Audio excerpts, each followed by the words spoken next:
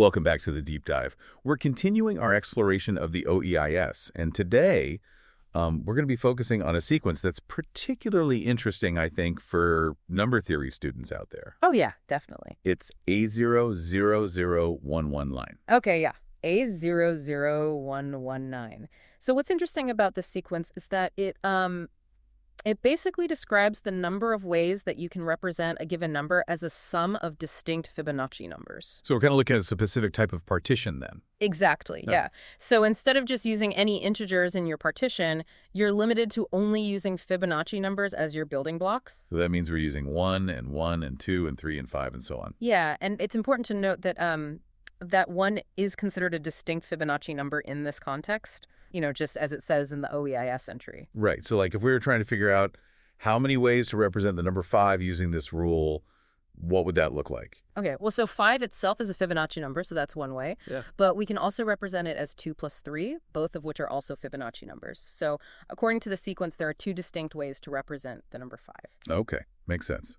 So I'm looking at the OEIS entry here, and it mentions a recursive formula contributed by Peter Munn.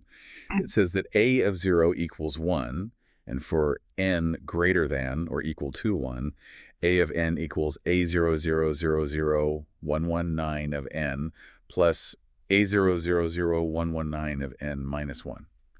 Can you just sort of break that down a little bit and tell us, what that means in terms of the sequence? Yeah, so basically what that formula is telling us is that to find the number of representations for a given number, you need to add the number of representations for the 2 preceding numbers in the sequence. So it's like a building block kind of thing. Okay. Can you give us a concrete example of how that formula works in practice? Sure. So let's say we want to find the number of representations for the number 8. According to the formula, we need to look at the number of representations for 7 and 6. For 7, we have 1 plus 6 and 2 plus 5. Yeah. And for 6, we have 1 plus 5 and 8 itself. So since we have 2 representations for 7 and 2 representations for 6, the formula tells us that we should have 4 representations for 8. Right. And if we actually try to do that manually, we find that we have 8, 1 plus 3 plus 5, 1 plus 7, and 2 plus 6.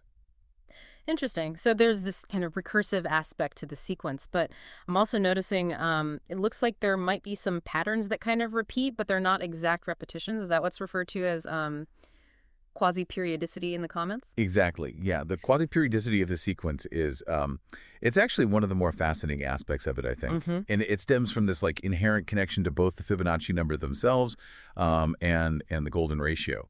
And so essentially what you see is these patterns that kind of emerge and repeat, but with these slight variations as you move along the sequence. Okay. So on the one hand, we have this recursive formula that allows us to calculate the sequence, and then there's also this sort of quasi-periodic behavior underlying it all.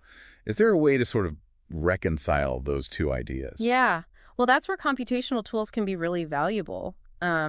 And in fact, the OEIS entry even gives us a para-GP algorithm that can be used to calculate the terms of the sequence. So it basically allows us to explore these complex patterns in the quasi-periodicity in a more efficient way than if we were to do it manually. It seems like we're just starting to uncover some of the more complex details of this sequence, and we haven't even really touched upon the concept of an inverse sequence yet. Right, exactly. And that's another really interesting part of this whole thing is that there's this inverse sequence, which is A0838853, which kind of flips the script on us and looks at the problem from a different direction. Okay, Yeah. So we'll definitely dive into that in the next part of our deep dive. For sure. Okay, so we've talked about A0000119 itself, Right. but you mentioned this concept of an inverse sequence, specifically A0838853. Right. What exactly does it mean to have an inverse sequence in this context?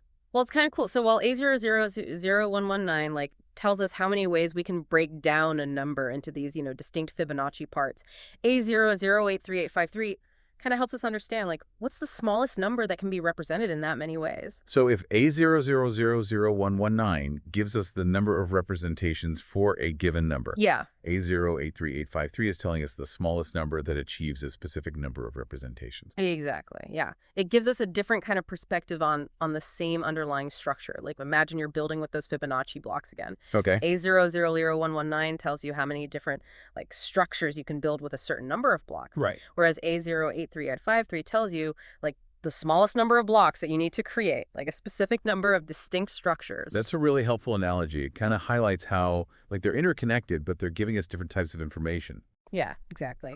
Thinking back to A00011 we always see the Fibonacci sequence pop up in all sorts of places, like nature, art, even finance. Does this concept of, representing numbers as sums of distinct Fibonacci numbers, Yeah. does that have any implications or relevance for those other fields? I think it definitely does. I think it adds a layer of like depth to how we can understand those occurrences. So for example, the arrangement of sunflower seeds is often cited as like an example of the Fibonacci sequence in nature. Right. And it could be that the number of spirals in a sunflower head is actually determined by, the smallest number that can be represented in a certain number of ways using those Fibonacci numbers. So instead of just like observing the Fibonacci sequence in those instances, we can start to think about how like these specific representations might actually be influencing the patterns that we see. Yeah.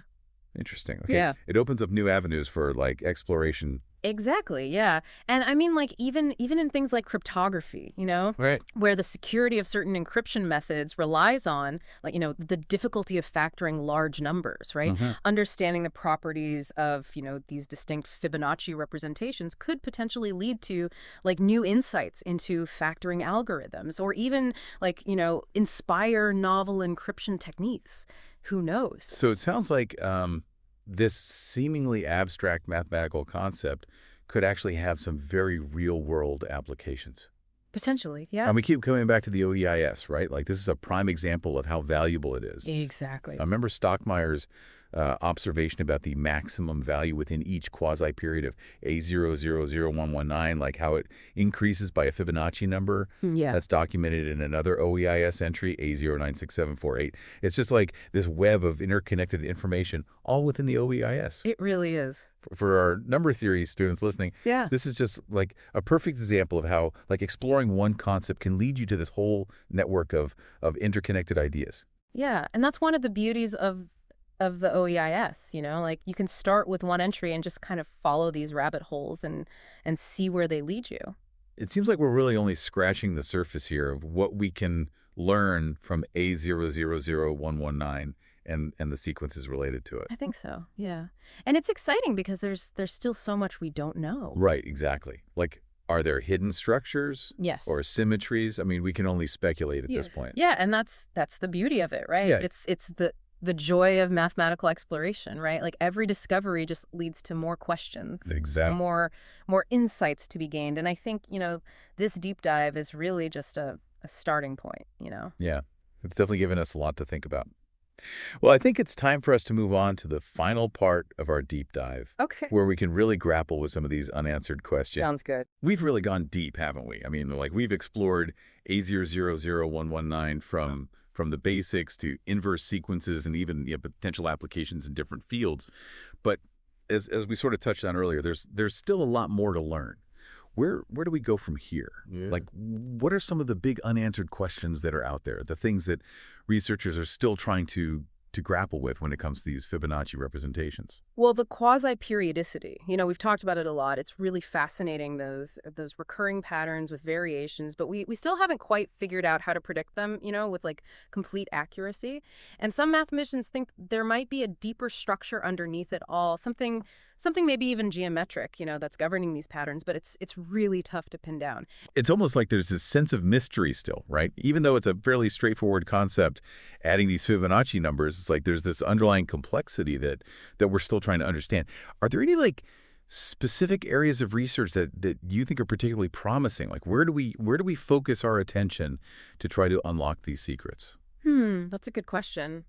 I think connecting this to more advanced partition theory could be a really fruitful avenue. Like if we start applying things like restricted partitions, where we put limitations on the types of numbers we use in the sums, that might give us a whole new perspective on how A00119 behaves. There might be these hidden relationships waiting to be discovered that can explain, why we see the patterns we do. I like that. So like we're not just looking at the Fibonacci numbers themselves, but also how like the rules of partition theory might be interacting with them to create these patterns and structures. Yeah. It's exciting to think that there's still so much potential for new discoveries, even with something that's been studied for so long. Yeah.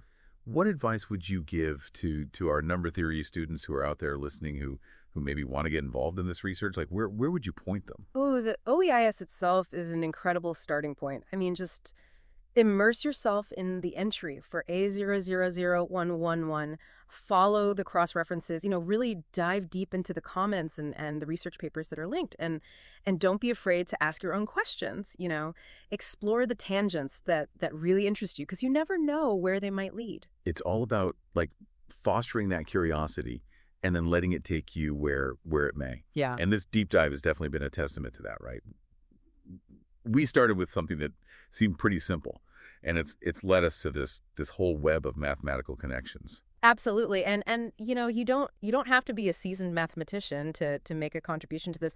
Fresh perspectives, creative thinking, those are just as important as having, this deep technical knowledge. Sometimes just asking the right question can be just as impactful as finding a complicated solution. That's a great point. So to all our listeners out there, if this deep dive has sparked your curiosity, don't hesitate.